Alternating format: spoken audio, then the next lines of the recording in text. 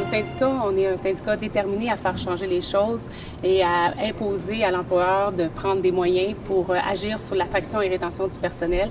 C'est pourquoi on s'est mobilisé. On est allé au CA en demandant un comité paritaire à ce sujet. La réponse de l'employeur a été favorable. Il nous a interpellés par la suite et nous dit que nous allons avoir une suite des choses, que prochainement on allait être rencontrés pour essayer de voir ensemble les moyens qu'on pourrait prendre pour améliorer les conditions des travailleurs puis les inciter à rester à l'emploi. L'employeur nous avait annoncé l'abolition de 32 postes à l'entretien ménager dans le secteur de Saint-Jérôme. Le syndicat s'est organisé pour mettre une campagne en place, une campagne qu'on a nommée « Ne faites-vous pas passer un sapin », qui venait de la base. Alors, c'est les gens de la base qui nous ont interpellés en disant « Il faut faire une campagne, il faut faire une vidéo publicitaire ». Alors, on a monté une vidéo publicitaire qu'on a lancée en grande pompe, qui a été vue plus de 250 000 fois sur Facebook. Alors, puis qui a fait reculer l'employeur dans ce dossier-là. Par rapport à la coupure, aujourd'hui, on se retrouve avec un surplus de 4 postes de plus à l'entretien ménager sur l'ensemble du territoire. Alors, ça a été une victoire pour l'ensemble du syndicat, ce qui est très intéressant pour nous.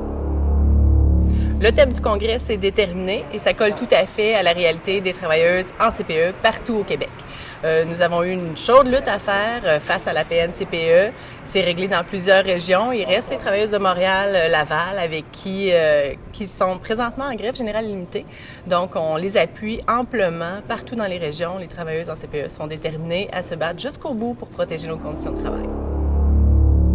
Nous avons à cœur le traitement de nos membres, c'est-à-dire nos paramédics, qui sont affligés du stress post-traumatique suivant soit certains appels difficiles ou des conditions d'exercice difficiles.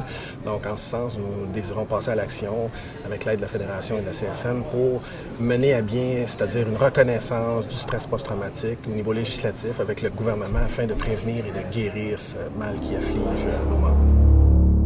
Nous, on fait partie des rares personnes qui peut dire qu'il a fait reculer le ministre Barrette avec de la détermination et de la mobilisation, puis des alliés non naturels qu'on a su aller chercher.